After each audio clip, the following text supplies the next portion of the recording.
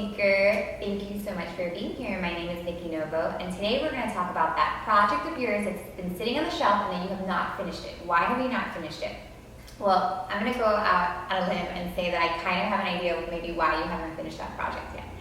So, and those are the project I'm talking about is, the passion project, maybe you want to write a short film, maybe you want to start a fashion line, maybe you want to start a blog.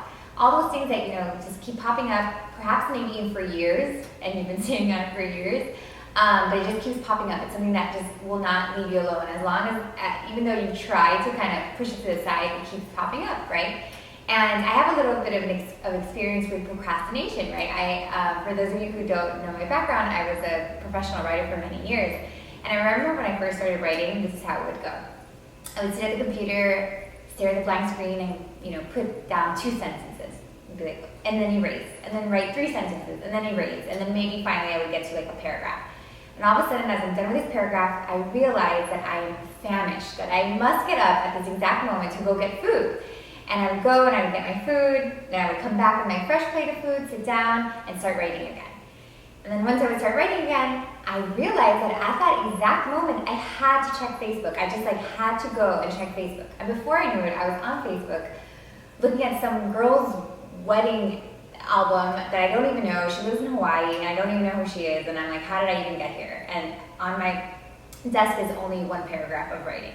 So I would do this to myself all the time, and it really is a example of what we do in life, right? This was just one story that I was writing, but we do this with our projects all the time. We come up with this really great project, and maybe we might start a little bit. You buy the domain for the blog or the hosting, and then you back out a little bit because you found a new project, or maybe you found a new boyfriend, or you find something to distract yourself with. You find a job that you think is gonna be it, and it's gonna save you.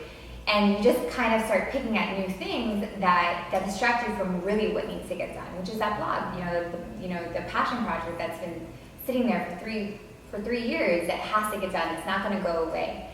And not to say that the things that distract us are bad, right? Maybe a new relationship is worth it, or a new job is worth a distraction. But at some point, you have to buckle down and just say, this is what I'm doing for the next 6 weeks until I actually reach that milestone. So maybe it's actually getting the blog up. For 6 weeks, I'm waking up every day at 5 in the morning, and I'm gonna get that thing done. I'm gonna write the articles that need to be written, or let's say you have a screenplay that you wanna get done. I don't care what happens, but for the next 4 weeks, I am not doing anything but writing this. And really going in there with blinders. Because it's at the end of the day, it's really what's gonna make you happy. And if not, you're just delaying the unhappiness for 4 years of being why haven't I done this?